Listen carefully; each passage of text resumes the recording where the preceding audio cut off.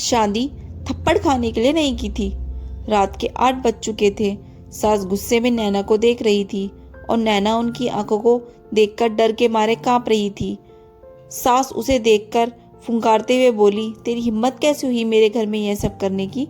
ले देकर 4 दिन हुए इस घर में आए हुए और अपने आप को घर की मालकिन समझने लगी है। आने दे आज मेरे बेटे को, आज तेरी खैर नहीं है। हाथ पैर न तुड़वा दिए तेरे तो मेरा भी नाम जानवी नहीं। आज न जाने क्या होने वाला है। सास जितनी निर्दयी है अपने बेटे को भी उसी तरह निर्दयी बना रखा है। हर नई नवेली दुल्हन को अपने पति का इंतजार होता है, पर नैना, उसे तो अपने पति प्रतीक का इंतजार बिल्कुल भी नहीं होता था, क्योंकि उसे तो उससे डर लगता था। मन ही मन मन्नत मांग रही थी कि आज पति घर ही ना आए, लेकिन जब तक पति घर नहीं आएगा तब तक सासू माँ उसे खाना भी नहीं देगी। इतनी निर्दयी औरत है कि रसोई को भी ताला लगा कर रखा है। आखिर ऐसा क्या हुआ था कि जानवी जी उसे इस कदर डांट रही थी? और आखिर प्रतीक का ऐसा क्या स्वभाव था कि अभी नई नवेली दुल्हन होने के बावजूद भी नैना को अपने पति का बिल्कुल भी इंतजार नहीं था। चलिए जानते हैं नैना के बारे में। नैना की शादी प्रतीक से 4 महीने पहले ही हुई थी। माता पिता तो थे नहीं। ग्रेजुएशन पूरा होते ही चाचा चाची ने ही उसकी शादी करवाई थी और फिर अपनी जिम्मेदारियों की इतिश्री कर ली थी। ना कोई पग फेरे की रस्म और ना ही कोई तीज त्योहार। इधर ससुराल में ले देकर सास जानवी जी, पति प्रतीक और एक ननंद सिया ही थी जिसकी सगाई हो चुकी थी। छोटा परिवार था। एक प्यारी और शांतिपूर्ण गृहस्थी का सपना संजोए नैना इस घर में आई थी। पर सपने तो सपने ही होते हैं, हमेशा सच थोड़े ना होते हैं। शांतिपूर्ण गृहस्थी तो सपना ही बनकर रह गई। नैना जहाँ 20 साल की, वही प्रतीक पूरे 30 साल का। दोनों की उम्र में पूरे 10 साल का अंतर था। सास जानवी जी नैना के लिए 10 नियम कायदे बनाए बैठी थी। सुबह 4 बजे तक उठकर पूरे घर की साफ सफाई करना, उसके बाद स्नानादि करके रसोई में जाना, हमेशा मुंह पर घूंघट लिए रहना, सबको खाना खिलाए बगैर खाना ना खाना और भी न जाने क्या क्या नियम। नैना को उन नियमों को सख्ती से पालन करना होता था, पर अभी उसकी उम्र ही क्या थी। कई बार गलती भी हो जाती थी। अगर किसी दिन कोई चूक हो जाती तो उस दिन उसकी शामत आ जाती थी। उस पर हाथ उठाने से भी कोई परहेज नहीं करता था घर में। यहाँ तक कि उससे 5 साल बड़ी ननंद सिया भी उस पर हाथ उठा देती थी।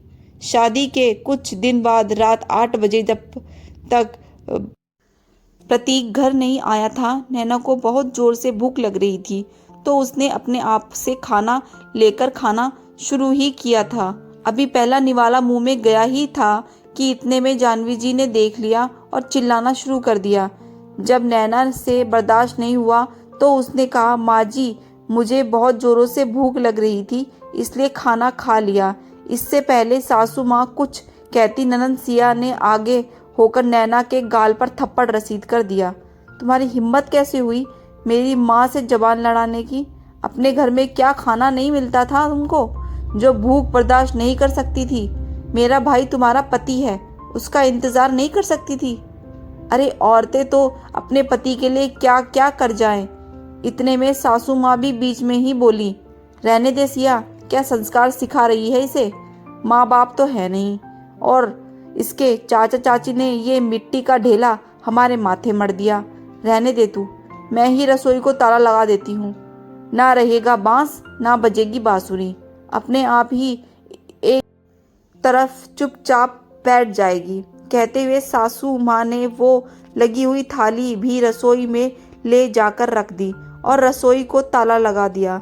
नैना आंखों में आंसू लिए देखती ही रह गई। 2 घंटे बाद प्रतीक घर आया। तब जानवी जी और सिया ने खूब नमक मिर्च लगाकर उसके सामने बात को परोसा और वो माँ का भक्त, वो तो इतना गुस्से में आ गया कि उसने भी जाकर नैना के गाल पर थप्पड़ लगा दिया। उस दिन उसे खाना तक नहीं मिला। अब आज का ही किस्सा ले। नैना शाम का खाना बनाकर सास और ननंद को खाना खिला रही थी। दोनों बाहर हॉल में बैठकर खाना खा रही थी। वही नैना गरम गरम रोटियां सेक कर दोनों को परोस रही थी। आज सुबह सासू माँ ने सिर्फ 2 ही रोटी खाने को दी थी। इस कारण से नैना को बहुत जोर से भूख लग रही थी और प्रतीक तो 10 बजे से पहले आने से रहा। नैना से बिल्कुल भी भूख बर्दाश्त नहीं हो रही थी। इससे पहले कि सासू माँ और सिया खाना खाकर रसोई का ताला लगा दे, उसने फटाफट से एक रोटी अपने पल्लू में बांधकर अपने कमर में खोस ली। जब माँ बेटी का खाना हो गया तो उन्होंने नैना को रसोई से बाहर कर ताला लगा दिया। नैना अपने कमरे में आ गई। इधर सासू माँ और सिया अपने कमरे में आराम करने चली गई। जब नैना को लगा कि अब माहौल सही है तो उसने अपने कमर से बंधी रोटी को निकालकर रोल के कोरी ही खाना शुरू कर दिया। रोटी खाते खाते उसकी आंखों में आंसू भी गिरे जा रहे थे।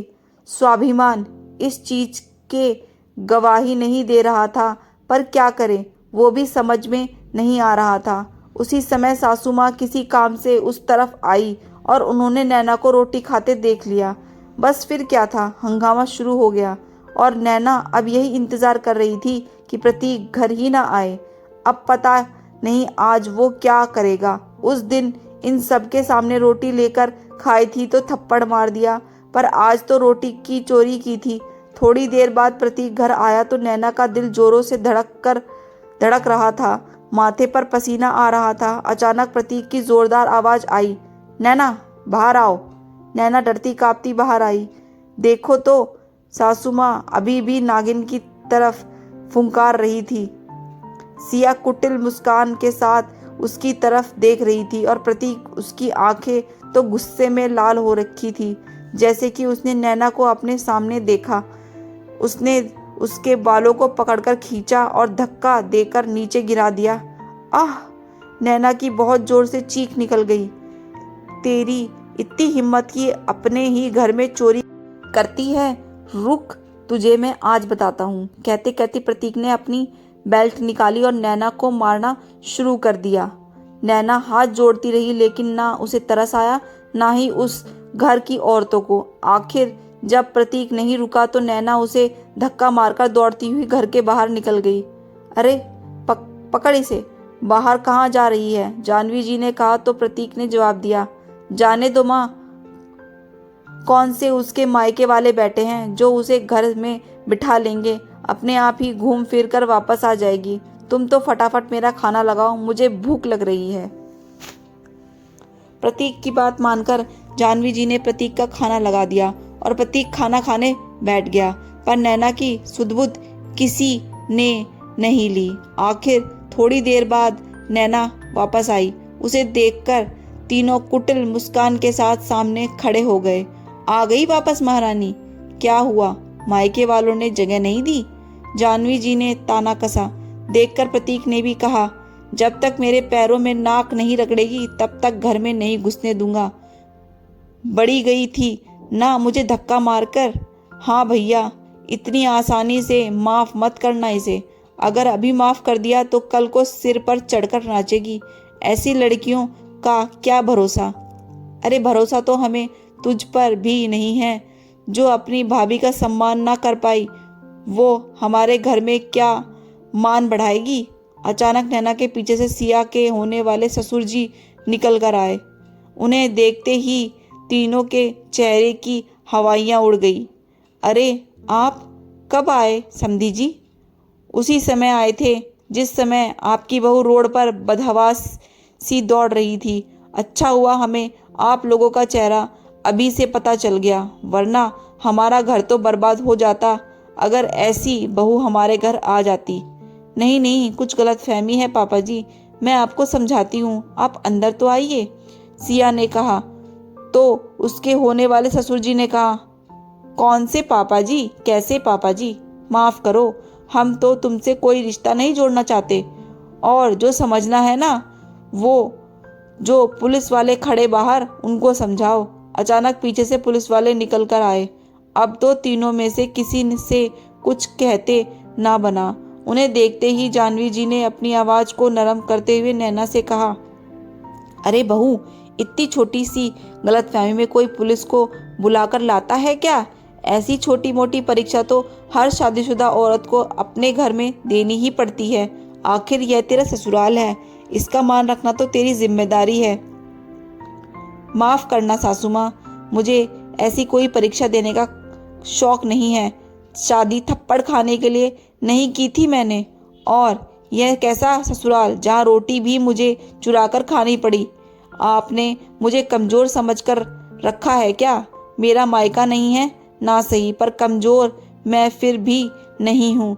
अब संस्कार अपने बच्चों को जेल में बिठाकर देते रहना। आखिरकार पुलिस तीनों को अरेस्ट कर अपने साथ ले आई।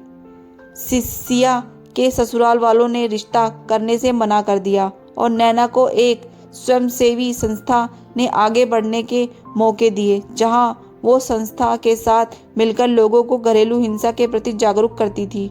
उसने अब एक नई शुरुआत की। दोस्तों, आपको मेरी ये कहानी अच्छी लगी तो मेरे चैनल को सब्सक्राइब जरूर कीजिए। Thanks for watching. Please subscribe my channel.